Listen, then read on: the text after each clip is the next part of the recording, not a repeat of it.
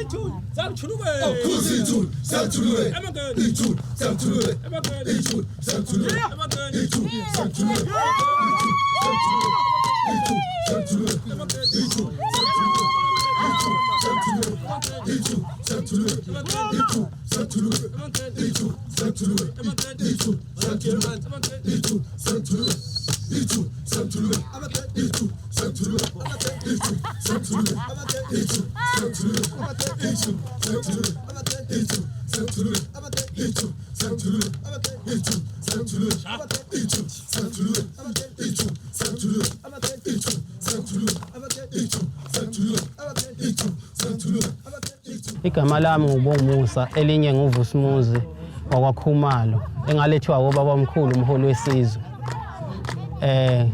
ngiyinduna yensizwa yale ndawo. Sibathanda bekhosi, inkosi sibehlule. Sibathanda bekhosi. Inkosi sibehlule. Sibathanda bekhosi. Hayina mufa, hayina livalo. Hayina mufa, hayina livalo. Hayina mufa, hayina livalo. Hayina mufa, hayina livalo. Hayina mufa, hayina livalo. Hayina mufa, hayina livalo. Hayina mufa, hayina livalo. Hayina mufa, hayina livalo. Ngizoke ngithi kunendlalela nje ngomkhosi weswela. Umkhosi weswela indlela yokukhuleka yamaZulu. Sisuke sizokhuleka sizinsizwa kucishe kufane nomhlanga kusuke kuyindlela yokuzokhuleka nokubonakalisa umntombi beyintombi nasensizweni kusuke kuzokhuleka kubonakalise nomnsizwa bethu njengoba kusuke kuyosokwa nje kuyinye indlela yokuba nestage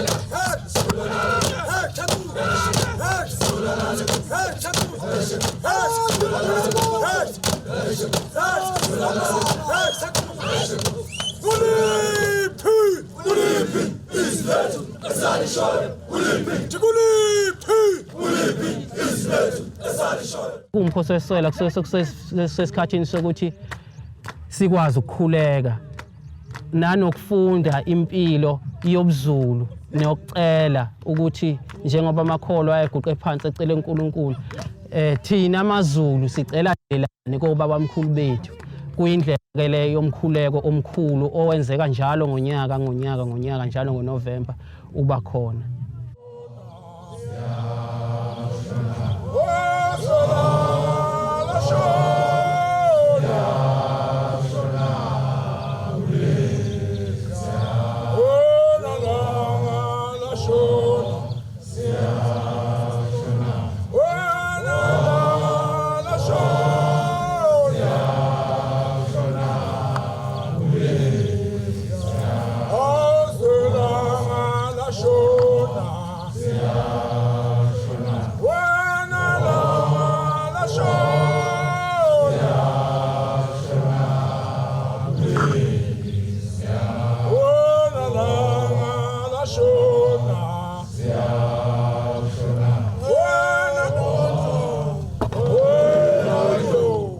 Umkhosi weswela ke ngelanga lokuqala kuhanjwa kuyogawulwa okuthiwa umzilazembe.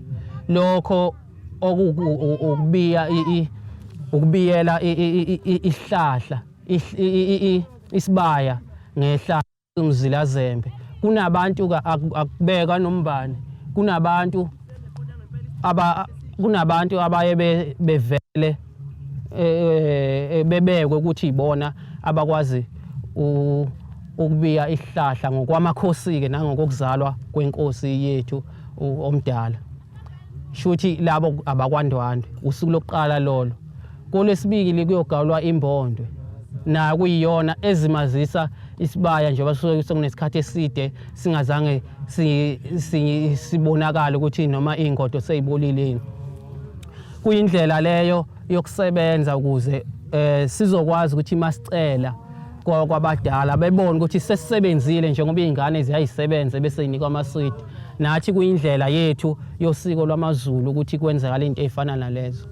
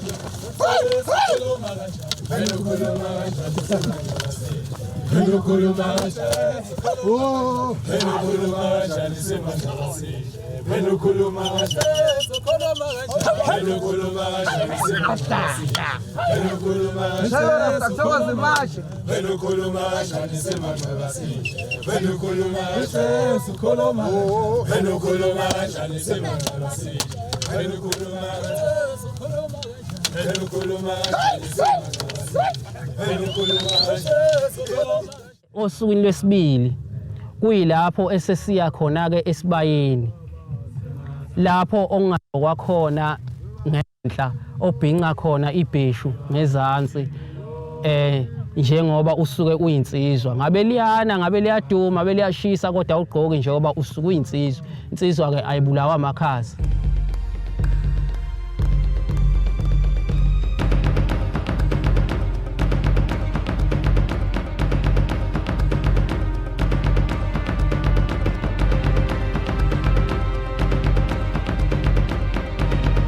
kulonyaka njengoba kuthiwe iToyitoyi. Leli butho ke lika Toyitoyi kuvusa ibutho lika Dingane.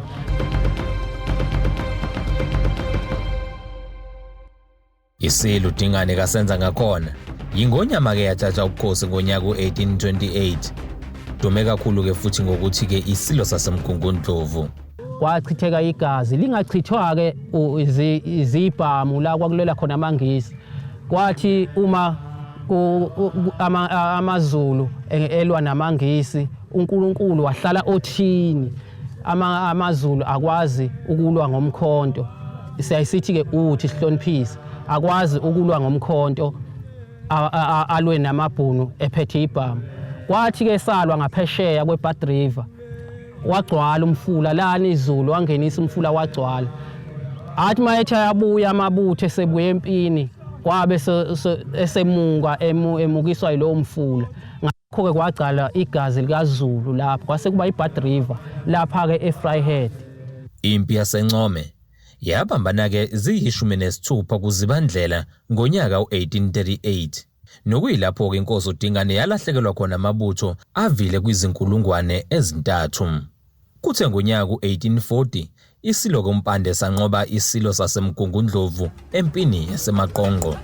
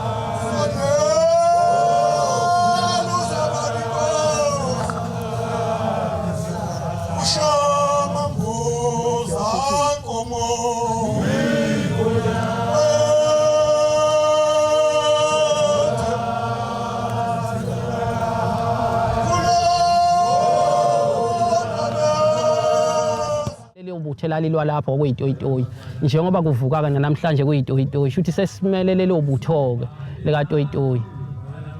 Engicabanga ukuthi iyona into esiqhugqumezelayo ukuthi sizazi ukuthi singobani nanokuthi siphile empiloni nangendlela yokuhlonipha nokuhlonipheka nekuyiphatha bese kuba nendawo la omdala khona asiyala khona. Ngiyafisa ukuqala ngokunibongela ekutheni umlando uqoke nina ukuba nibe kulesi sibaya namuhla. Namuhla ke ibutho lenu liyoxoxela izizukulwane ngalonyaka esikuwo. Liyoba ngofakazi ukuthi ngalesi sikhathi uZulu ngesikhathi esimqoka nesokulimwa uSathane wasondela esiqwini sawo. Kunamuhla ke lapho ngithi kinina ibutho lenu nizitoyitoyi. Lona butho nizokwaziwa ngalo itoyitoyi. Ivusa ibutho lenkosi yaseMgungundlovu. Ngakweingane zami okubalekile kuhle ngintshele iqiniso uma ngingasho ngengibhekene nayo njengoba nimi lapha namhla ngabe ngiqamba mama. Ngiyazi ukuthi niphume emakhaya nasemphakathini esobishini olungakanani. Abanye benu bavele emindenini engenabo abazali besilisa. emindenini lapho kungasebenzi noyedwa nasemindenini lapho niqhamuka khona. Abanye benu sebephenduke izinhloko zemizi ngoba akusekho muntu. Kepha abantu bethu lihlangabezene nengwadla lapho isimo emhlabeni sidinga nina kakhulu kuba ithathe isigaba sokuguquka, lithathe indlela entsha yokuyiphatha nokuyihlonipha. Ngiyazi ukuthi abanye abantu emphakathini yenu bazungezwe ubupha obumangalisayo. Nifika nobugebengu sokuzaphuma nokuhlukunyezwa lezimo zokudakezelwa kwemizi. Lesi simo kungamele noma yiphi ingane iphile noma ikhule ngaphansi kwaso. Cela abantu abami niyofundisa abanye abasemakhaya. Nani nisemakhaya ngikhuluma nani ukuthi abantu bethu kondani kahle ukuthi inhlonipho iyona ehamba phambili. Intandane ekwaZulu kwakuthiwa intandane enhle kumakhothwa ngunini. Kepha ingekho intandane ekwaZulu kwakuchaza lokho. Kunamabutho angaculwa noma phi awukhuleka okuyiwona aculwa sesingathi aculwa sesisenkonzweni sesizokhuleka njengoba onke amabandla enendawo la akhuleka khona enamaculo awakhuleka mayisezokhuleka. Abanye baye bathi kusuke sokuvuselelwa. Ilapho ke nathi esisuke sibiza lezi lamahubo ayenza laba abasebalala baphenduke babone ukuthi nathi ingane zethu seyifikile seziyacela zizwe ukuthi sicelane.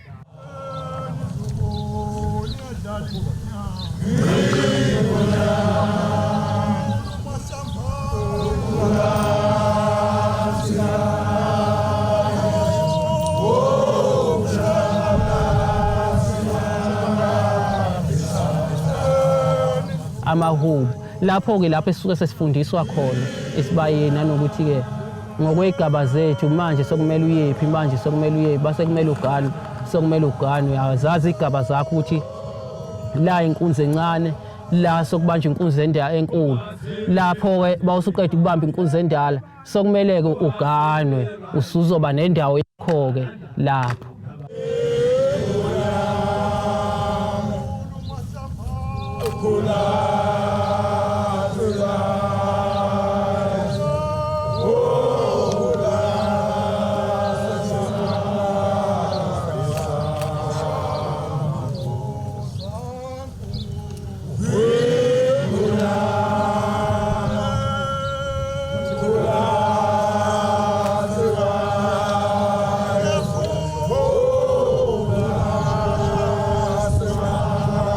Abantu bakwaNdwandwe njengoba kuyiba ababisi bayo kungokuzaleka kukababa osiphethe umdala isilo samabandla uMdlokombane.